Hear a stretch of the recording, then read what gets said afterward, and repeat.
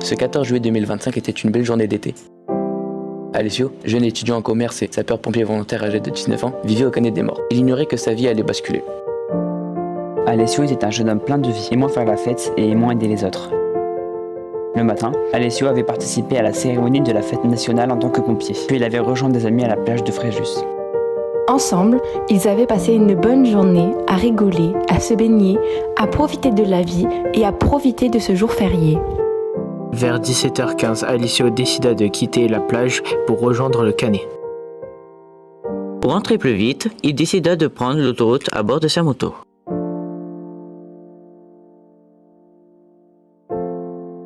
« 17h42, quelques kilomètres avant la sortie. Un énorme bruit. Une sensation d'être projeté, de rouler, puis de heurter quelque chose. Des voix, des lumières, des sirènes au loin. Une douleur indescriptible. Alessio venait de se faire percuter par une voiture engagée à contresens sur l'autoroute. Il n'avait pas pu l'éviter. Dépêché sur place, les secours sont nombreux vu l'ampleur de l'accident. Alessio avait été projeté sur plusieurs dizaines de mètres avant d'être stoppé par la barrière de sécurité qui avait été un coup près pour son bras gauche. Évacué à la Cimone par hélicoptère, ses jours étaient en danger. 15 mars 2026, l'enquête est terminée. Alessio avait été percuté par un automobiliste récidiviste. Il conduisait sous l'emprise de cannabis, alcoolisé. Il avait perdu son permis quelques mois plus tôt. Il n'aurait jamais dû croiser la route d'Alessio. Et pourtant, ce 14 juillet 2025, il a pris la route, à vive allure, ne respectant pas les limitations de vitesse, dans un état second, avec une voiture en mauvais état. Ce 14 juillet 2025, il avait percuté un motard sur l'autoroute. Il avait continué son chemin sans s'arrêter, sans se retourner, sans lui porter secours.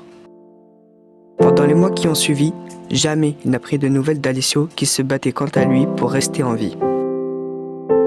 Après 15 jours dans le coma, Alessio, miraculé, se réveillait mais les séquelles étaient lourdes. Sa vie avait basculé ce 14 juillet. Lui qui avait l'habitude de sauver des vies voyait la sienne détruite. Il avait été amputé d'un bras. Paralysé, il était désormais en fauteuil. Après avoir passé plusieurs semaines à l'hôpital, il avait enchaîné avec de longs mois au centre de rééducation, loin des siens, loin de ses amis, de sa jeunesse. Ce 14 juillet a été la dernière fois qu'il a conduit la moto que lui avaient offert ses parents pour ses 18 ans. Désormais, il ne peut plus conduire. Ce 14 juillet a été le dernier jour où il a porté fièrement sa tenue de pompier volontaire. Désormais, il ne peut plus prendre de garde. Ce 14 juillet a été la dernière fois qu'il s'est levé, lavé, habillé, déplacé seul.